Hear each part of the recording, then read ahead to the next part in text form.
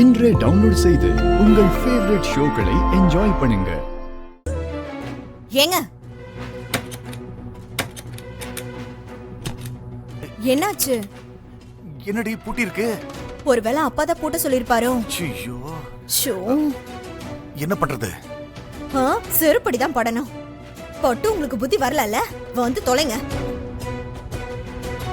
எதுக்கு துளசி வெயிட் பண்ணணும்? இப்பவே போலீஸ்க்கு கால் பண்ணலாம். வேண்டாம் சிவா, கொஞ்சம் வெயிட் பண்ணலாம். இது முட்டாள்தனமான விஷயமா இருக்கு துளசி. எதுக்கு வெயிட் பண்ணணும்? அதான் திருடன்னு தெரிஞ்சிருச்சுல்ல, நாம ஏன் வெயிட் பண்ணணும்? சிவா, போலீஸ் வந்தா ஆனா ஜனனியை தான் என்கொயரி பண்ணுவாங்க. ஜனனி சித்தப்பான்னு சொல்லிதான் அவரு உள்ள வந்திருக்காரு. ஜனனியும் சித்தப்பான்னு சொல்லிருக்காங்க. போலீஸ் கேஸ் எஃப்ஐஆர் போட்டா ஜனனி அக்யூஸ் நம்பர் 2 ஆயிடுவாங்க. சரி, அவ தப்பு பண்ணால அனுபவிக்கட்டுமே. ஜனனியால இவ்ளோ பெரிய பிளான் பண்ண முடியாது சிவா. ஜனனி ரொம்ப இன்னசென்ட்டான பொண்ணுதான். என் மேல ஜனனிக்கு இருக்கிற கோவத்தை எல்லாருமே யூஸ் பண்ணிக்கிறாங்க. அவசரப்பட்டா இதுக்கு காரணமானவங்க எல்லாருமே தப்பிச்சிருவாங்க. இப்ப இது காரணம் யாரா இருக்கும்? காஞ்சிபுரம் கனெக்ஷன் ராஜசேகர் அண்ணனுக்கு மட்டும்தான் இருக்கு. சேது மூலமா ஏற்பாடு பண்ணிருக்க வாய்ப்பு இருக்கு. அப்ப போலீஸ்ல சொல்லலாம், ராஜசேகர் சேதுன்னு பேரு சொல்லலாம்.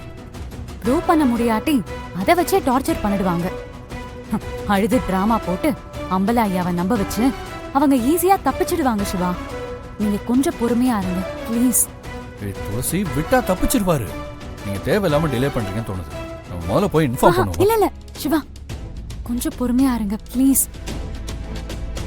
விடியட்டும், கண்டுபிடிக்காம அவரை அனுப்ப கூடாது. புரிஞ்சுக்கோங்க சிவா, கொஞ்சம் கோஆபரேட் பண்ணுங்க ப்ளீஸ். சிவா,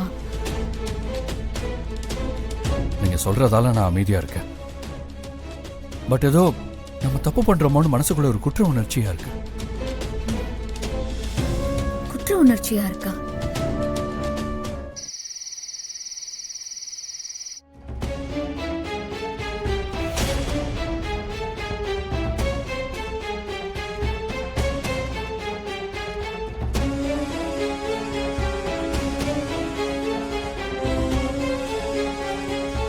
சிவா, எங்க போயிட்டு வர? துளசி கிட்ட பேசிட்டு வரேன். என்ன பேசுனீங்க? விடியறப்ப தெரியும். தெரியதானே போகுது. உனக்கு மனசுல ஏன் குற்ற உணர்ச்சியா இருக்கு? அப்படி என்ன தப்பு பண்ண? யாரு தப்பு பண்றாங்கன்னு காலையில தெரியும். முதல்ல நீ எதுவும் பேசாத. அதுக்கு உனக்கு தகுதியே இல்லை. புரியுதா?